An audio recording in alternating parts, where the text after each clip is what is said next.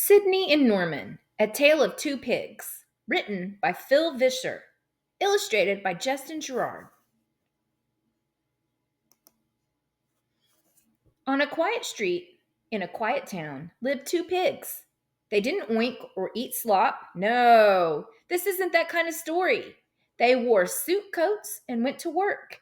And even though they lived right next door to each other, they didn't know each other's names. The pig on the right was Norman. He was a very good pig. Rules and hard work had always come easily to him, and it showed.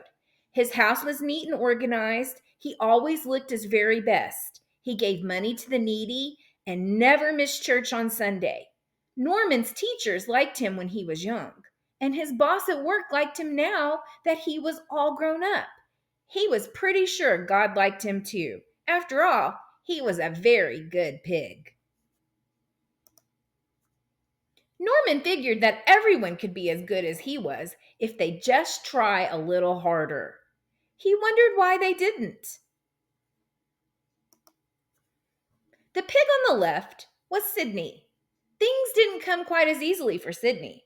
Rules and systems and schedules seemed, well, a bit slippery.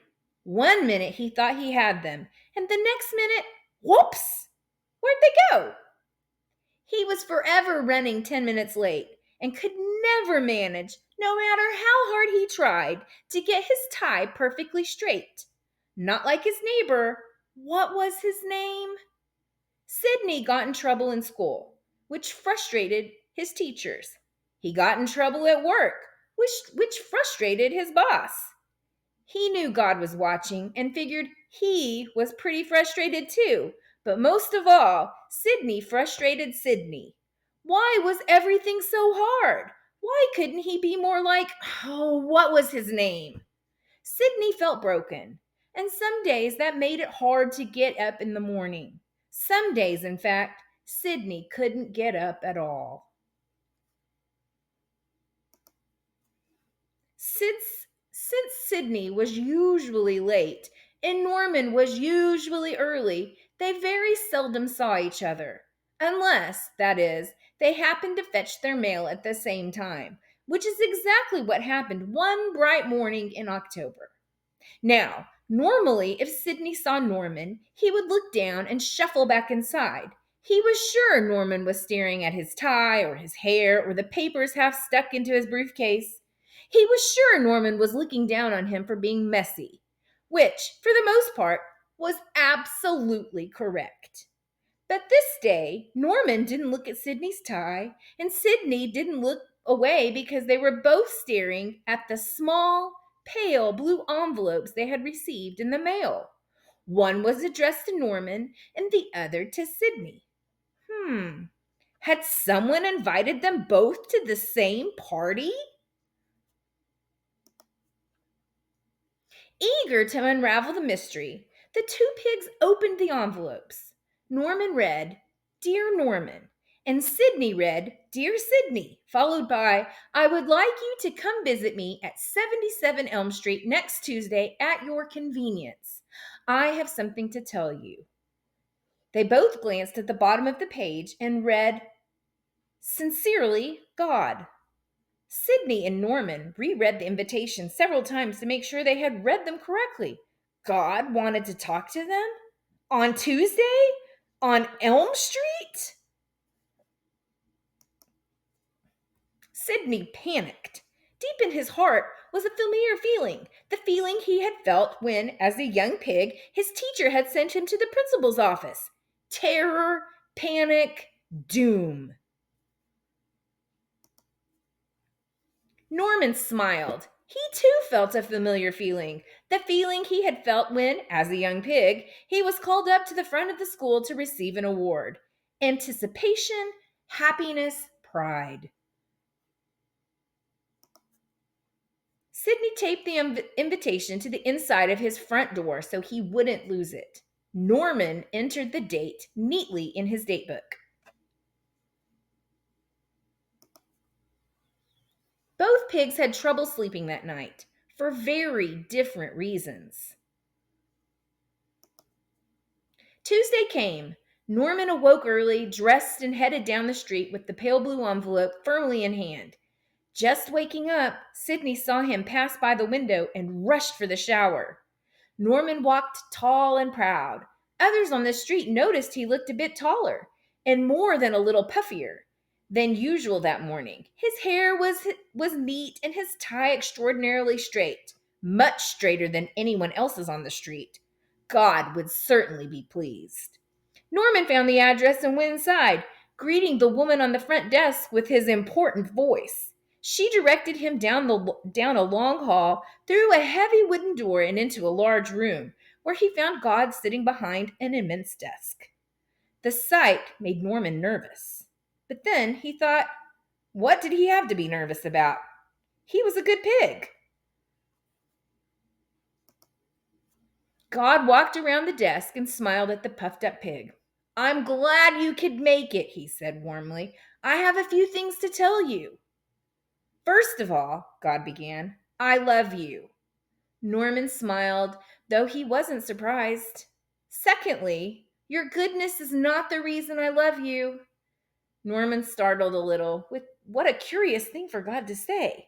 Thirdly, God continued, you're not as good as you have led yourself to believe. You're prideful. You're selfish.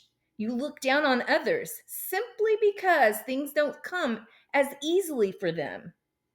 God looked a little sad now. I love them just as much as I love you. Don't look down on those I love. Then God smiled and returned to his desk. That is what I needed to tell you. Norman swallowed hard. That was the award? That was the commendation? Confused, he turned and ran down the hall, past the front desk, and back out onto the street. His head was spinning. He felt dizzy. Was God finding fault with him? He was a good pig. He noticed his tie was off kiltered and hurried to straighten it. Not perfect, but at least better than that fellow over there in the yellow jacket, or the guy in the blue, or any of these people for that matter. Then it hit him. He was looking down on those people, right then, right there, just like God had said, and he'd done it yesterday and the day before, 20 times a day at least. Norman's face grew hot. God was right. He was selfish. He was prideful. For the first time in his life, the good pig had to face the fact that he had been very, very bad. His pride in his goodness was his sin. He buried his face in his hands and hurried home, tears splashing on his neat gray suit. From his window, Sidney saw the neighbor return and froze in shock. Was he crying? Sidney couldn't breathe. Oh dear. If that's what a visit with God did to that guy, oh, he was doomed. Hands shaking, Sidney tried one more time to get his tie to lie just right. Why was it so hard? Now, where was his hat? Not on the hook, of course. Oh, under the couch. Hat in hand, he peeled the pale blue envelope off the door and stepped outside. A bird was singing that moment, but Sidney didn't hear it. The sun was shining brightly, but Sidney didn't see it. Doomed, he thought. Doomed. Sidney trudged down the sidewalk and suddenly was back in school. A little pig headed down the long hall toward the principal's office, hands sweating, heart racing, doomed.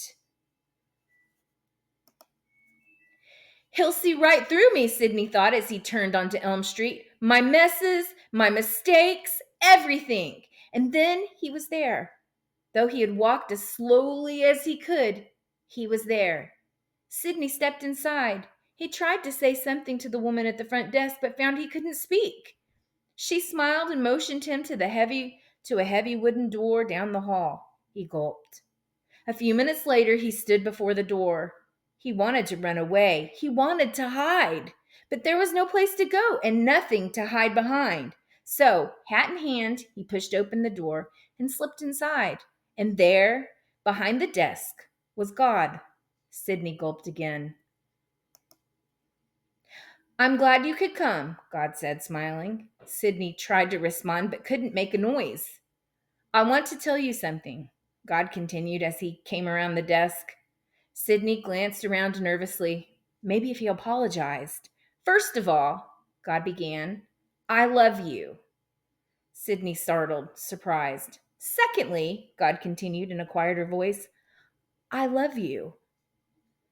Sidney was gripping his hat a little less tightly now. And thirdly, God paused, very close to Sidney. I love you. The look in God's eyes warmed Sidney right down to his toes. That is what I wanted to tell you, God said, as he stepped back toward his desk, still smiling. Sidney stood frozen for a moment. Then, realizing God had finished, he turned and ran quickly from the room. I don't understand, he said aloud when he reached the street. Didn't he see me? Didn't he see who I am?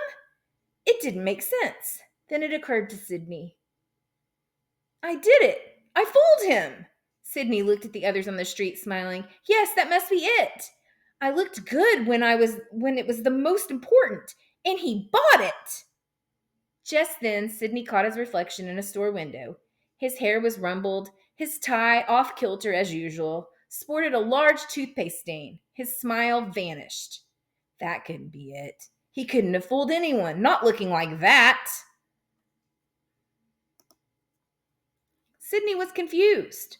There was only one other possibility, that God just loved him. Exactly like he was, messes and all.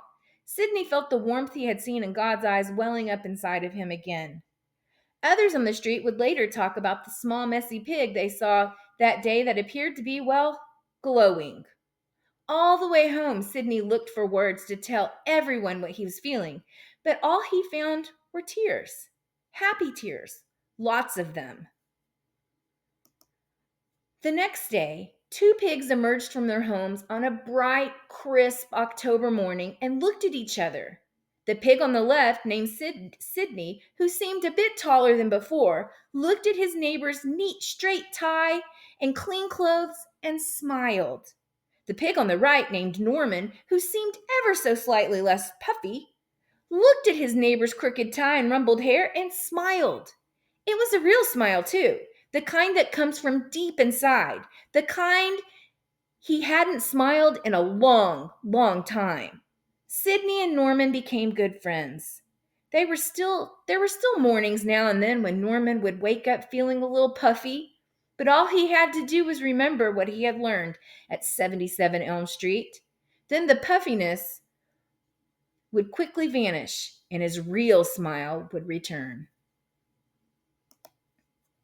And as for Sidney, he still had his share of messes, though not as many as before, and there were still a few days when he wasn't quite sure he could get up in the morning. But if you stood outside his window on one of those days, this is what you'd hear. First of all, he loves me. Secondly, he loves me. And thirdly, he loves me. And that was all it took. You may pause and read about this book.